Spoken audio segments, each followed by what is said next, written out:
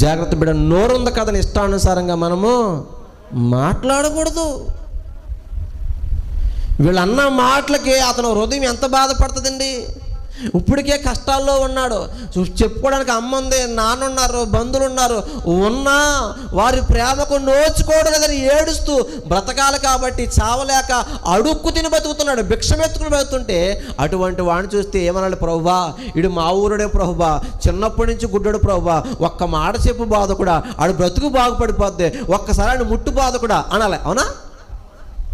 అవునా కదా?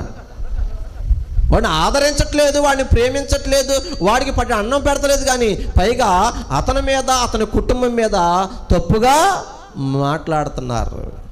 బిడ్డలారా, అతను అవయవాల లోపాలు కలవాడు కాబట్టి, గుడ్డోడు కాబట్టి, ఏమన్నా ఏం చేసినా అడిగేవాడు ఎవడో లేడు అని ఇష్టానుసారంగా మాట్లాడుతున్నారండి. ఎంత తప్పిండిది, ఎంత పొరపాటుండిది. మనం అన్ని మాటలు చాలా ఈజీగా అనేస్తాం, కానీ అవతలోళ్ళు ఆ మాటలకి గాయపడితే చాలామంది జీవితాలు ఏమైపోతాయి? బాధపడిపోతాయి. కొంతమంది అయితే ఆ బాధలో జీవితాలు ముగించేస్తారు. మాట అనుకుంటాం అండి, ఒక్క మాటే బ్రతికించగలదు, ఒక మాటే చంపేయగలదు. మన గ్రేట్ వర్డ్ కింద రూల్ ద వరల్డ్ అన్నారే అండి. ఓ గొప్ప మాట ప్రపంచాన్ని పరిపాలిస్తుందంటే, ప్రపంచాన్ని శాసిస్తుందంటే. ఈరోజు ప్రపంచంలో ఎన్నో రాజ్యాలు స్థాపించబడ్డాయి. ఒకడు కత్తిని నమ్ముకున్నాడు, ఒకడు తుపాకీ గొట్టని నమ్ముకున్నాడు, ఒకడు బాంబుని నమ్ముకున్నాడు. ఆ రాజ్యాన్ని కాలగర్భంలో కలిసిపోయి.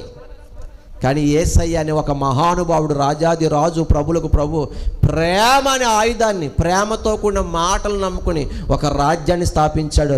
అదే ప్రేమ రాజ్యం, క్రీస్తు రాజ్యం, క్రైస్తవ సామ్రాజ్యం. ఈ రాజ్యం అంతకంతకు విస్తరిస్తుంది. ఏంటయ్యా ఈ రాజ్యంలో ఉన్న గొప్పతనం, ఈ రాజు గొప్పతనం అంటే ప్రేమతో కూడిన మాటలు. అవునంటారు కాదంటారా?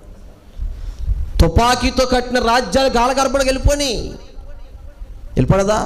రాజ్యాల్ని, సైనిక బలాలను నమ్ముకుని ఎంతోమంది రాజ్యాలు కట్టారు. ఉన్నాయా ఇప్పుడు ఆ రాజ్యాలు? గ్రీకు రాజ్యం ఉందా? రోమా సామ్రాజ్యం ఉందా? బబులోను రాజ్యం ఉందా? మాట్లాడలేదు మీరు? లేవు. హిట్లర్ ఉన్నాడా? ఆ రాజ్యం ఉందా? ఎందుకంటే ఆ రాజ్యంలో ఉన్న రాజుకి కానీ వారి మాటలో ప్రేమ లేదు. కానీ యేసయ్యలో ప్రేమ ఉంది బిడ్డలారా. ఏమని చెప్పండి? ప్రేమ ఉంది. మరి ఆయనతో ఉన్న శిష్యుల్లో కూడా ఏముండాలి? ప్రేమ ఉండాలి. కానీ ఈరోజు చాలామందిలో ఇది లేదు, చాలామందిలో ఇది లేదు. ఆ మాటే కదా అని విసిరేస్తారో, తర్వాత ఆ మాటకి అతని హృదయం ఎంత బాధపడుతుందో వీళ్ళు ఆలోచించరు.